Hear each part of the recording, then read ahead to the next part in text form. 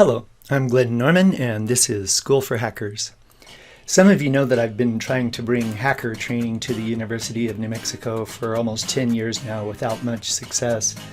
Red team work and training's been very interesting to me for a long time, likely because of years of managing high traffic websites left me with a lot of scars and an urge to fight back. There are some interesting programs out there, the Offensive Security Certified Professional, the very expensive GIAC certs, and the Certified Ethical Hacker probably land near the top of the list. I'd love to do the GIAC certs, but man, are they expensive. The OSCP from Offensive Security is the real hardcore hacker cert, even if most human resources people haven't figured that out yet. But I may be a little too old for a 24-hour nonstop test. The Certified Ethical Hacker, on the other hand, is widely recognized by human resources, but doesn't enjoy quite the same purist's esteem. Well, only in the past 2 semesters have I been able to actually run a hacking course, an ethical hacking course based on the Certified Ethical Hacker, and actually managed to bring students to it. So since I was getting response, I approached Jay Bavisi online, and he connected me with ECC Vice President Eric Lopez and EC Council University Vice President David Oxenhandler. Eric and David met with me to talk about marketing ECC courses and materials to UNM administration, and gave me a stack of books 2 feet high to review and an account on EC Council's online training platform, ilabs 2.0. I'll have more to say about specific books and certs later, but here I'm going to talk about ilabs itself. So by now, almost every teacher has dealt with a few learning management systems. My list includes build-it-yourself platforms like Blackboard, Moodle, or WordPress LMS, ready-to-go courses on sites like Udemy and Coursera, and some great pre-built platforms for building tests in courses like Metal and BrainCert. They all have a lot in common in terms of features and interfaces. Basically, slide decks or videos or scenarios, sometimes whiteboards, guided exercises, mostly textual interactions, if any, with the instructor and other students. I've also been spending a lot of time on hacking sites like rootme.org and hackthebox.eu, which are very different from the LMSs. The best of them fire up virtual machines for us to practice on, which is a lot more realistic than the guided walkthroughs most LMSs offer. ilabs merges these 2 models, and that's what makes it so interesting. ECC has given me permission to share screenshots from that environment, so let's do a walkthrough starting from the login page. I initially got a welcome email with instructions on setting up the account and an access key to start running the course materials. My key got me into the CEH v9 course. Remember that the CEH is transitioning to version 10, so there will be some differences in the newer version. From here I had 4 tabs to choose from. My training, the current screen, my transcript, courses, and contact. The courses, my transcript showed that at the moment I had basically completed nothing, at least on this platform. No surprise, I can see this being useful once I've studied a few more certs. The Courses tab takes us to a course catalog that immediately made my mouth water.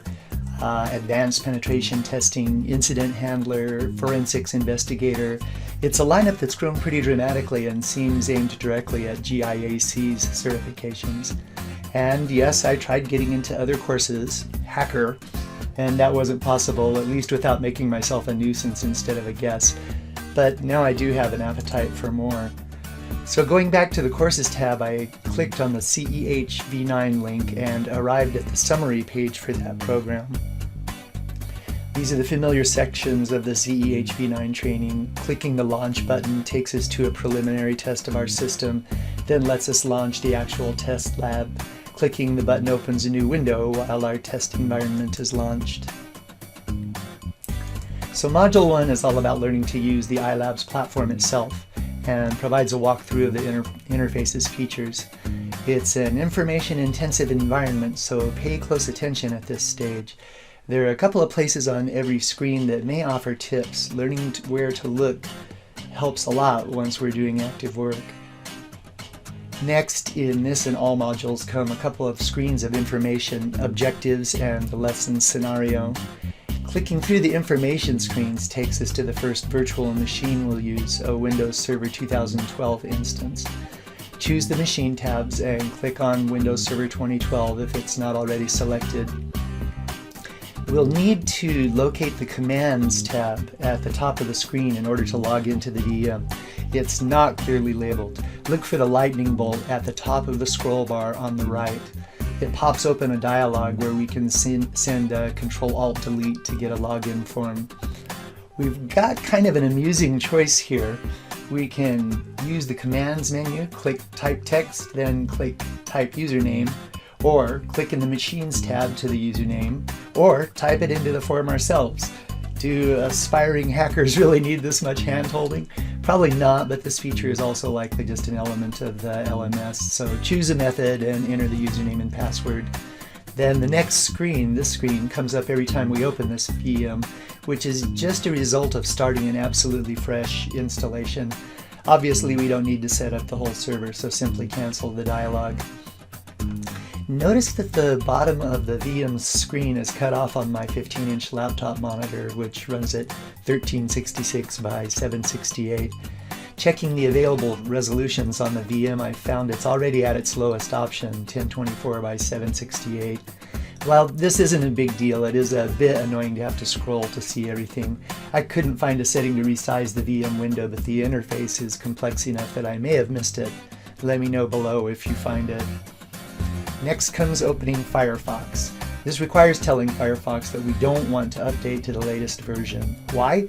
Because the VM is running an older version that supports the outdated Firebug plugin.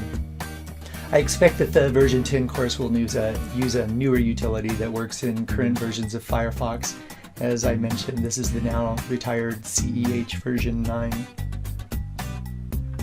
Note the instructions in the blue box at the bottom of the screen, which direct us to enter the target website's URL, which is not an actual online domain. Once we're onto the Moviescope site, open the Firebug console. Firebug, by the way, has since merged into the Firefox developer tools. In the lab, some Firebug features won't work, but clicking through the interface tabs does for the most part. And of course, the functions Firebug offered are still available in Firefox, so in real life you won't have to stick to an old version of the browser.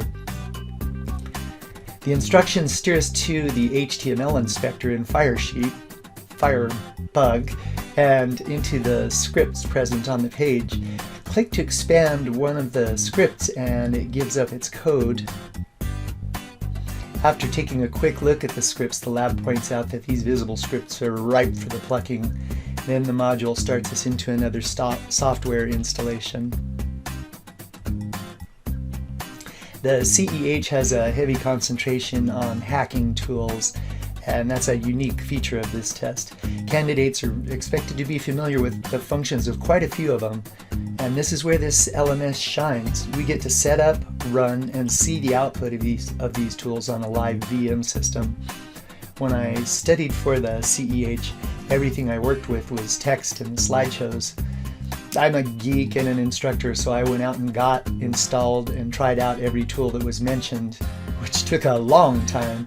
So it's nice to see that this course puts the tools right in your hands. Drive E has a tasty little stash of hardware we'll be using. In this case, we're steered to the web data extractor, which we install and run from their website. Web Data Extractor Pro is a web scraping tool specifically designed for mass gathering of various data types. It harvests URLs, phone and fax numbers, email addresses, meta tag information, and body text. A special feature of the Pro Edition is custom extraction of structured data. Nice. Our web target is small, so the scan completes very quickly. But when it's done, it lets us know. And now we can dig through the results, which are excellent for reconnaissance-style hacking. One scan saves us the trouble of digging around through the target's email addresses, phone numbers, etc. After some discussion, we were led to another installation, this time of the WinHTTrack website copier. A HTTrack allows you to download a worldwide website from the internet to a local directory building recursively all directories, getting HTML images and other files from the server to your computer. httrack arranged the original site's relative link structure. Simply open a page of the mirrored website in your browser and you can browse the site from link to link as if you were viewing it online from the httrack.com website. Once we've chosen a project name for this first test project, we can review the configuration. This lets you choose the types of tests, the scan rules, etc. Once you've set it up, click OK and turn it loose. When it's done, it's not completely clear what you're supposed to do. From the Index of Projects page, click on the only one, Our Test Project. Now we can click through pages and examine code without waiting for the live site to load them for us. After some discussion and examination, we're shown out the door to this module and back to our summary screen, status complete or partly anyway. From here we can scroll down and launch Module 2, Scanning Networks. We can't, however, skip ahead. We have to run the modules in order, and after doing each one, we can go back and review. This is only the top of the page. There are a total of 17 modules to work through. Most of them run between a half hour and 1.5 hours. Going forward, we get to use more real VMs, as you see them listed on the right-hand side, not just Server 2012. Module 2 takes us straight into doing network scans on Kali. We're not playing with a simulation either. This is live practice on real machines. Now, by now it should be pretty clear that I really like the environment. If EC Council had built it themselves, I'd be amazed because it's such a large-scale project. Fortunately, they did what any smart IT person does, namely finding the best and latest tech that currently exists. You don't want to try and recreate YouTube when you want to stream videos, do you? The ECC ilab system is an instance of the Learn on Demand systems environment. They bill their product as experiential learning solutions, and the name fits. This LMS isn't just boring slideshows and droning videos, it's real hands-on practice. I should point out that iLabs is just one part of an ECC training course too. EC Council also provides a huge stack of printed material for the CEH and their other courses, but I'll review that in another write-up and tie this review up for now. Let me end by suggesting that this is a whole new game for the CEH credential. ECC has put huge work into updating the certs, as I've seen from brief looks at V10 materials. And the CEH is the pen testing / auditing cert that's most recognized and most requested by the recruiters who are looking for my students. I feel pretty good about the prospects for bringing this cert to UNM and attracting both current computer science and management information systems students and adult professionals. You'll hear how it works out right here. Wish me luck.